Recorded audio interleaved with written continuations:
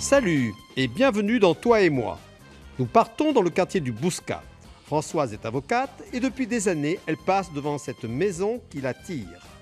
Finalement, elle l'achète et fait appel à une architecte pour l'agrandir. La maison vient d'être livrée. Bonjour. Bonjour, comment allez-vous? Très bien et vous? Très bien madame. Rentrez. Merci. Ah mais c'est très étonnant, moi je Ah croyais oui. rentrer dans un séjour pratiquement et là Non, je et on rentre est dans un espace. Complètement ouvert vers la maison qui est derrière et qui était la maison existante. Voilà, Ah oui. et qui est vraiment dans une intimité totale et protégée de la rue Par cette première par partie. cette première partie de la maison. Maison coup de cœur. Coup de cœur, absolument. Je suis passée devant parce que mon cabinet, jusqu'à il y a 2 mois ou 3 mois, était juste à côté. Et je trouvais cette maison très jolie. Je connaissais aussi le monsieur qui était là, qui habitait dans cette maison. Et quand elle a été à vendre, il m'a semblé tout naturel de l'acheter parce que je trouvais elle avait du charme, elle avait une âme.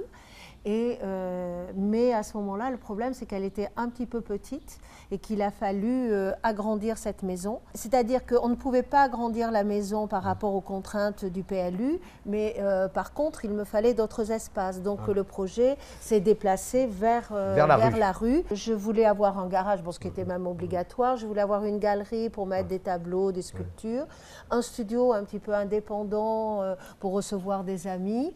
Et au premier étage, une salle de sport pour pouvoir faire du sport. Voilà. Marie-Alice Casagrande est architecte à Bordeaux. Elle a monté son agence en 2010. Alors nous sommes là dans l'extension que tu as construite sur rue, qui est la partie neuve. Tout à fait. Et pourquoi tu as fait comme ça? Alors un besoin d'espace, un besoin de surface lié au programme qui m'a amené à construire en limite d'emprise publique, accolé à la rue, les surfaces annexes de la maison existante. Et pourquoi tu as utilisé ce très beau matériau? Alors ça c'est un zin noir sous forme d'écaille et qui est un matériau traditionnel mais traité de manière contemporaine qui vient faire un contraste assez intéressant avec la pierre qui est extrêmement présente sur cet état des lieux. Oui, et donc pourquoi ce volume est comme ça détaché au milieu? Alors l'existant avait des contraintes qui m'ont amené à me détacher des héberges et effectivement la résultante c'est cette barrette qui finalement est venue induire les façades et qui se lie depuis la rue et qui donne un rythme très fort sur la façade rue mais également sur la façade jardin. Et oui, effectivement, de la rue, on est assez surpris par ce volume détaché. Et alors, tu avais un problème avec le PLU, peut-être, le plan local d'urbanisme? Alors voilà, le PLU ne permettait pas d'étendre la maison existante de manière à répondre aux besoins du maître d'ouvrage. Au programme. Et du coup, je me suis orientée vers la rue et vers une construction totalement neuve. Donc ça, c'était la maison existante. Tout à fait. Cette maison était existante et a subi une lourde rénovation et également une extension.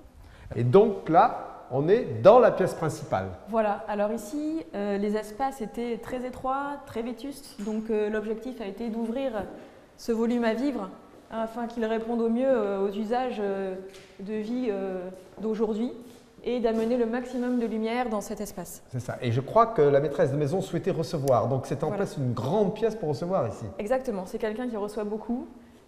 D'où ce grand volume ouvert sur le cœur d'îlot, baigné de lumière. Plein sud. Plein sud.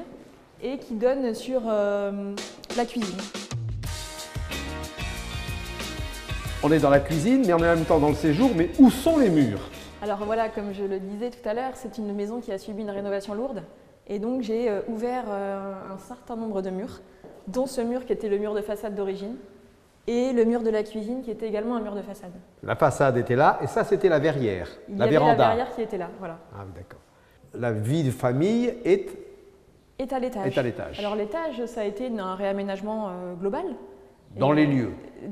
Dans les lieux, mais avec une isolation des murs, un traitement du parquet et ensuite un cloisonnement afin d'avoir les pièces voulues.